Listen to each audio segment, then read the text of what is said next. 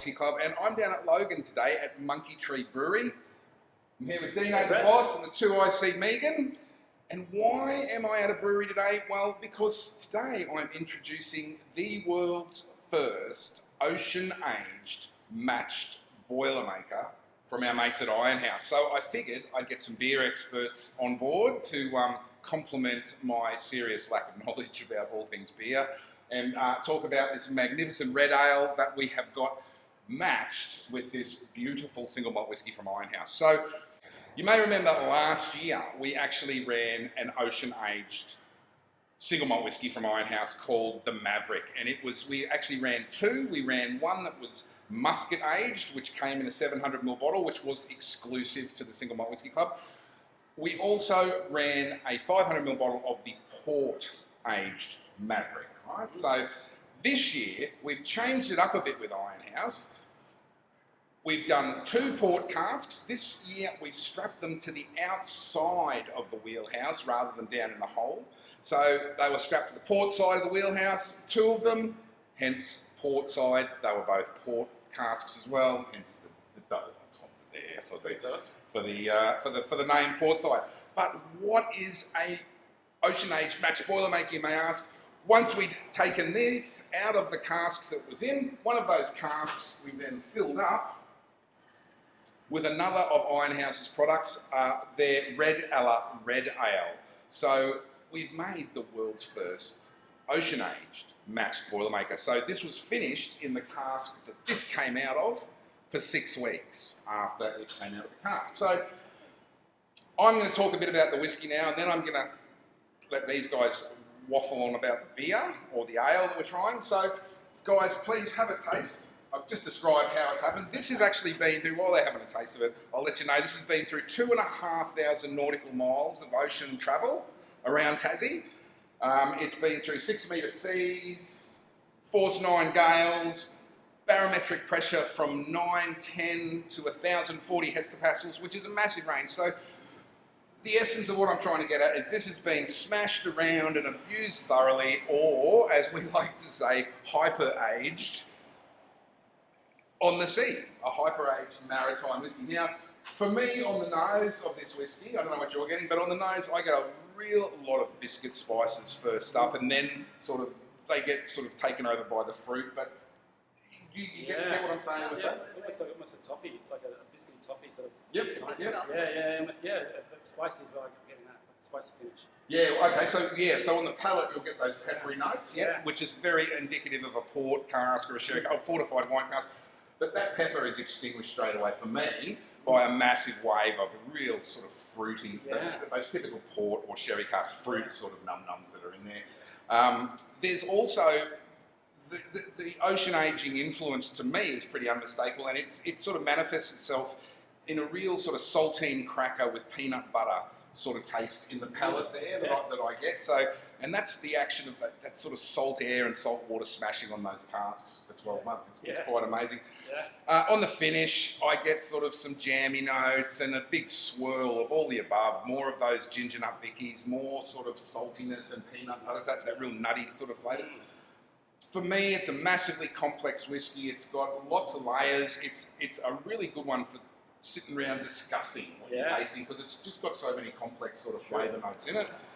At the same time, it's smooth, it's easy to drink, it's not challenging for a beginner, so you're not going to have to cut it half with water and stuff, because the alcohol's so well integrated into it, and the flavours are just so scrumptious, really. So the ABV is 45. 45% correct, yes, that's right. Wow. So very smooth. there you go. So that is the Portside whiskey. Now, as I said, once this had finishing in those port casks on the boat, we decanted it, and then we filled one of those casks up with the Portside Red Ale. So why don't we crack one of those, and we shall sample the world's first ocean-aged matched Boilermaker.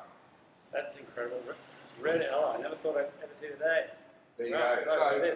So guys, this is a red ale. Now, most Australians are used to drinking lagers. Would that be pretty accurate? Until now, yeah, certainly, until recently. It's changing now. So your 4X, your VBs, Corona, that sort of stuff, they're your lagers. Now tell us a bit, what is the difference between a lager and an ale?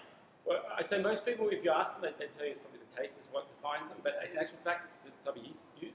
Right. So lager yeast ferments at the bottom, okay, typically at a lower temp. Right. And ales at a higher temp at the top. Okay. So, and I mean, I guess if you're going to, even post-fermentation, if you're going to put something like this in a barrel on the side of a boat for 6 weeks, I think you said? No, well, it was in the barrel, it wasn't on the boat. On the boat. It was in the barrel, yeah? Yep, Do you know what temperature it's stored at? No idea. Okay. Tasmanian winter temperature. Oh, okay, it's just cool. coming out. Yep, so I mean, you think if they're using ale yeast, it makes sense because it allows for a lot more temperature rise without any sort of breakdown of the yeast of complex flavours. So that's what I'd be going for, and it makes sense that then they would turn that into a red ale because they're the best in the world. There you go. Yeah. Well, and so can you run us through now, as I understand the explanation, and I'll show you the colour, that's why it's called a red ale. And it's a pretty simple explanation of why this beer is red. Megan, why is this beer this colour? It's got some darker grains in it, so something like a roasted barley, I would be assuming. Yep, that's right. Yeah. So those darker grains can really start creating those colours through the beer.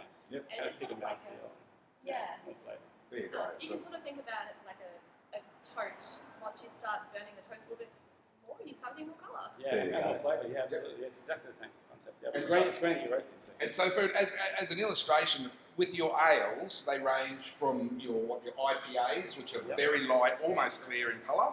Can be, yeah.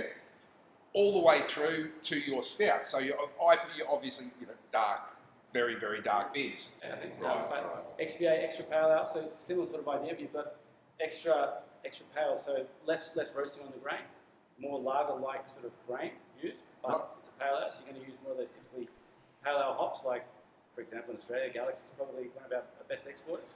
Well, there's an interesting story about that. This was supposed to be a Galaxy hops. Yeah, right. Fed beer, basically. But what happened was, when they put the brew on, they had it all just about ready to go. Spilsy got in the ute to go and collect the fresh hops. It was for a hops festival down in Tasmania. He went there about a 6 or 8 hour round trip. As he was getting back to throw the hops into the brew, he got a call from the growers to say, "You've picked up we've given you the wrong." I won't put it on Spilsy's shoulders, but they'd given him the wrong hops.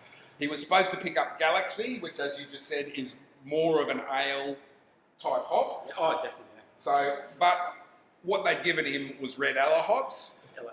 The yellow hops, and so at that stage there was no time to go back and replace them. They had to go in the brew, so they did this brew with this particular grain bill with the ella hops, and what has come out is the red ale, and it is by far their most popular beer.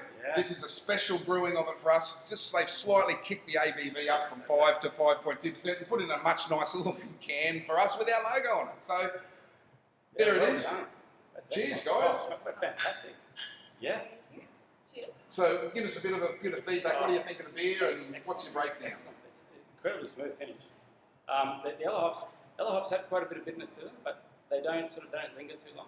So you get like this nice bit of sharp bitter hit just on the back end of the palate, and it's clean. And then you get those nice fruity notes that come through. Ella hop is usually quite a bit more fruity or tropical taste Yep. to it. So I think it complements the whiskey barrel, the whiskey flavour quite nicely. Yeah, nice. And I get sort of an apricot, sort of a dried apricot, and also a piney note on this as well.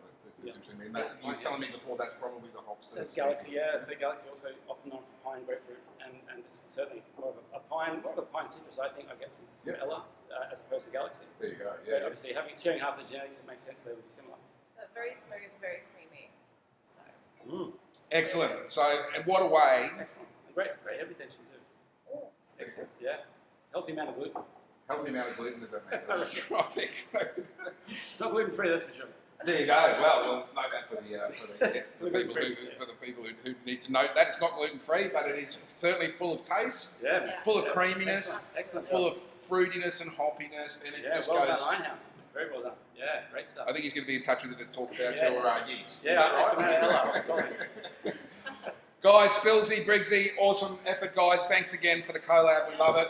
I'm Brad Wright for Malt Whiskey Club. Buy one, buy both. I'm going to get both. It's what I always do. Until next month, Slan Javar. Cheers. Cheers.